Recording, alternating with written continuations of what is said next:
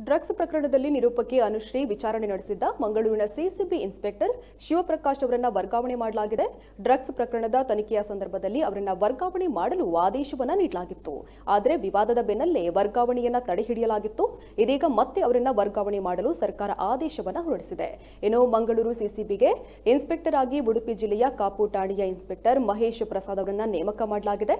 ಇನ್ನು ಡ್ರಗ್ಸ್ ವಿಚಾರದಲ್ಲಿ ತನಿಖೆ ಹಾಜರಾಗುವಂತೆ ಸಿಸಿಬಿ ಅಧಿಕಾರಿಗಳು ಅನುಶ್ರೀಗೆ ನೋಟಿಸ್ ನೀಡುತ್ತಿದ್ದಂತೆ ಅನುಶ್ರೀ ಪ್ರಭಾವಿ ರಾಜಕಾರಣಿಗಳಿಗೆ ಕರೆ ಮಾಡಿದ್ದಾರೆ ಅನ್ನೋ ವಿಚಾರ ಭಾರಿ ಸದ್ದು ಮಾಡುತ್ತಿತ್ತು. ಇದೀಗ ಈ ಸುದ್ದಿಗೆ ಸಿಸಿಬಿ ಇನ್ಸ್ಪೆಕ್ಟರ್ ಅವರ ವರ್ಗಾವಣೆ ಪುಷ್ಟಿ ನೀಡಿದಂತಾಗಿದೆ.